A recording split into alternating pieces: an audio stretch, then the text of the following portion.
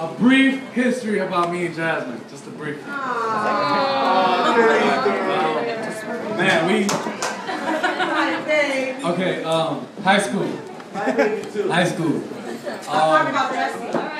Me too. Dios.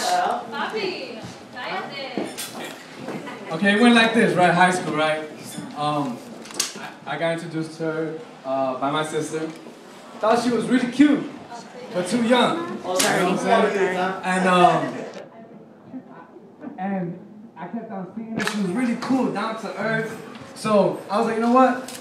I'm gonna claim you my wife. So every time I come and we see each other, I'm gonna tell you that you're my wife.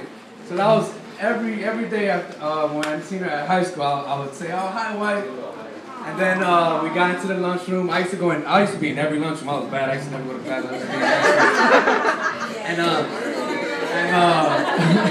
she was eating. When she used to get cookies, she would have like 6 cookies on her tray. So I was like, man, let me get some of your cookies. She's like, no. So I named her Cookie Monster. Throughout the whole year, I named her Cookie Monster. Then I graduated in 2006. So I was like, man, I want to leave you, wife. I don't know when I'm going to see you again. But it was nice meeting you, all this sort of stuff. So I graduated. Yeah, my sister started going to church. She got actually saved. She's going to continue to come back as soon as she's done whatever she's doing. But yeah, she wasn't able to go to this camp, so they paid it for her, right? So I'm still doing whatever I was doing, getting into trouble, just a mess, right? So she comes to the house full of energy, this rage, and I'm like, what's going on with this girl? You know what I'm saying? Why is she so happy all of a sudden? You know what I'm saying? But a good happy. And I was hating on her. I was like, oh man, get that stuff out of here. Playing music I had never heard before. And she would go crazy. And it was Christian music. Yeah, whatever. I didn't want to listen to that junk, so I didn't. That was true story. I didn't want to listen to that junk. Leave your God and stay the heck away from me. You know what I'm saying? And she started, doing different things. And I'm like, what's going on with this girl, And long story short, I got into some stuff. I almost died.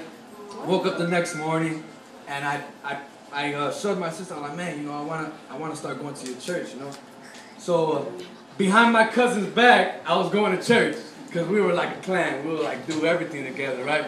So they started catching on that I was acting different, talking different, just like Nana, because that's what God does to you when you actually come to Him genuinely, And they're like, man, what's going on with you, Jay? Nothing. But I was going to church, on the down low.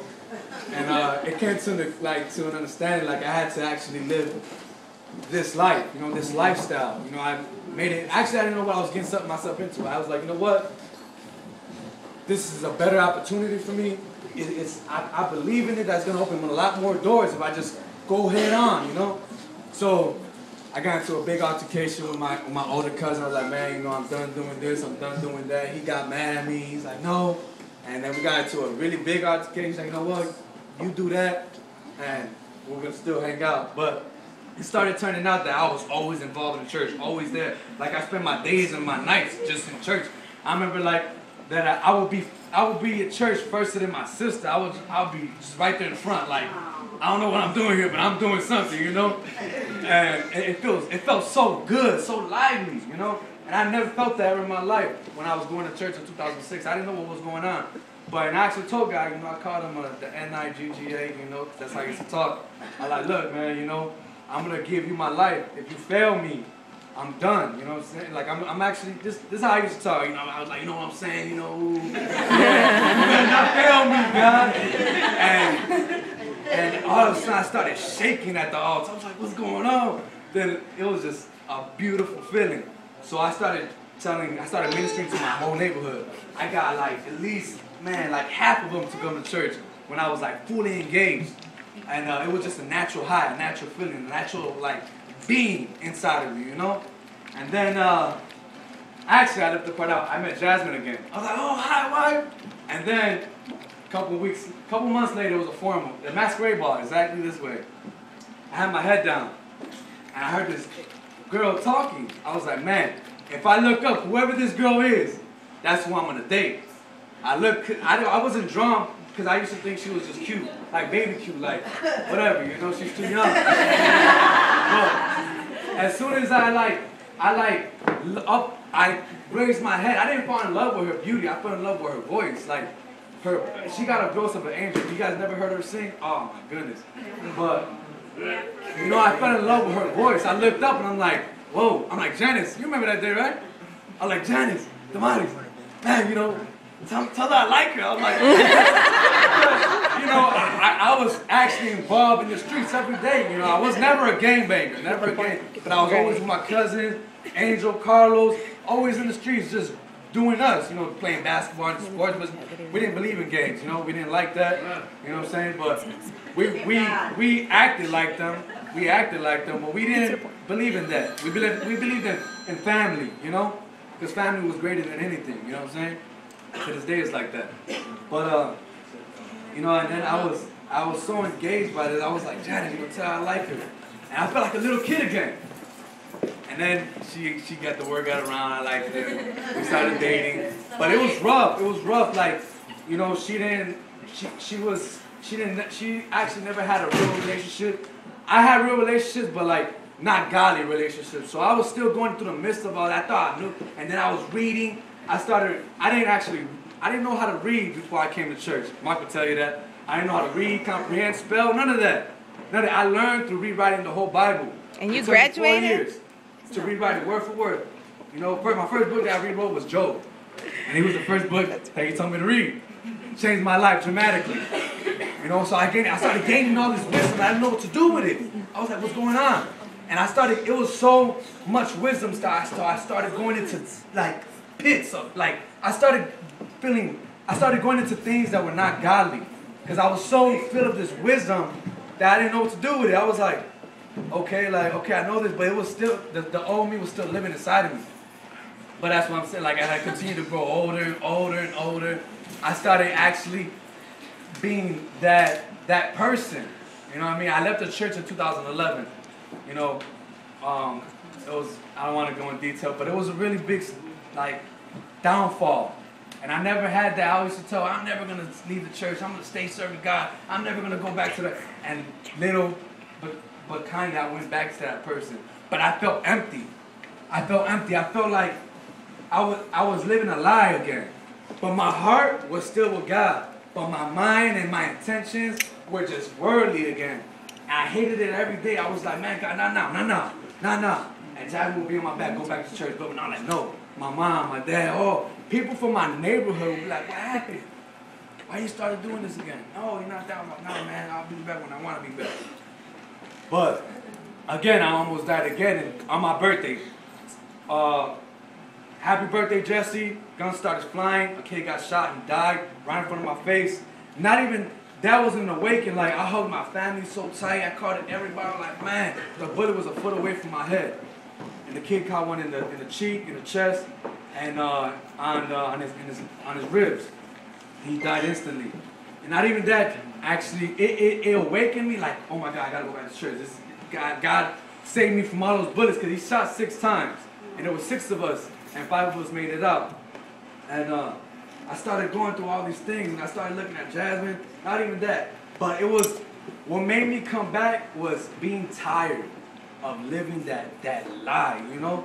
And I had to get rid of the things, like, slowly. I couldn't just jump out of it right away like I did in 2006. I jumped out of sex, drugs, cursing. I stopped cursing. I stopped everything for a whole year. I broke everything that was not of God, and I broke it like that. And I think that's where it messed me up, that I just jumped right in it. And I was doing it for a good amount of time. And then it just, God was like, nope. No, you're not. You're being fake. You're just putting that Christian look. Your heart and your intentions are not fully mine. And yeah, Jasmin, even through the arguments, through everything, man, she can be tough. She can be really tough. Everybody knows that. But her intentions, she means well though. She means well, Jasmin, you know? And it was just a blessing meeting her. Our whole relationship is like, what? They're still together? Really? Really? You know what I'm saying? Like, and that man is not for her. That man's not for her. He did all these things. But she believed in me. Like, from where she come from, she ain't supposed to be the person she is. If you know her life, her history, you'll be like, what? Why is she still in the church and all these things are happening to her? But it's just her heart. You know what I'm saying? Even though she got that heart, that boldness, that strictness, that oh, it gotta be my, she means well, you know?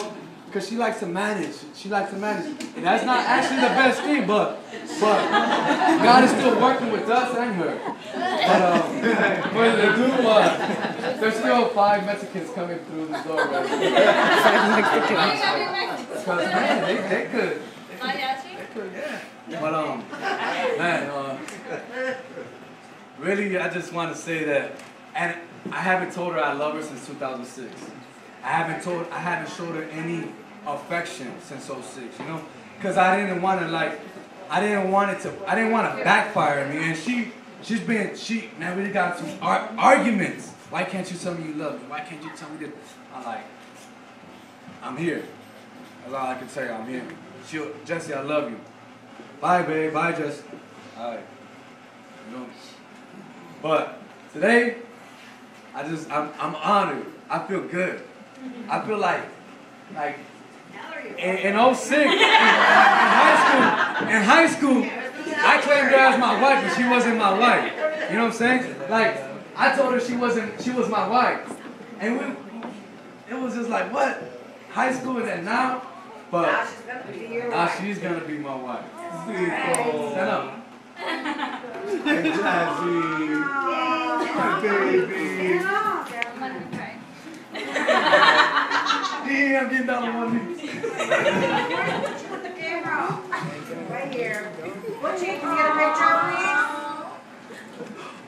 Let's turn around and see where she gets it from.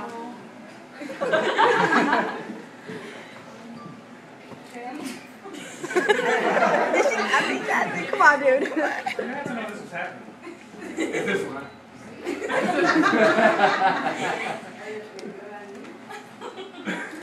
This is the only thing I can afford right now. Cut it out. I love you with all my heart. God knows I love you. Through the pain I caused you, through the pain I caused myself, through the pain I caused this church, like, man, you don't understand, like, the man you taught me to be, you know? My mom, she taught me to have a great heart, a great caring heart, no matter what happened, like to stay forward, to push. No matter how they look at you, just stay you. But you taught me to how to be a really genuine boyfriend, man, and person. You know, and none of this is written down. Like I tell you, I like to do things through my heart. If I write something down, I'm gonna study. But I love you. If it was in high school, I came through. I loved you then too. But I thought you were too young. I love you with all my heart, and I promised to this day to myself that I was gonna start being more affectionate to you, more loving. That unconditional love. And this is your promise ring that I took away from you 5 years ago because we got into an argument. But this is just a sign that I didn't forget what we went through. The meeting when I first gave this to you, and I actually gave this ring to her in a movie theater in front of everybody. I went down on one knee, right? Yeah! And I screamed it down and I loved it from the top of my lungs. Well, if you break, you're gonna get castrated. And I just want to say I love you. All of my heart. All of my heart. All of my heart. I love you. Beso,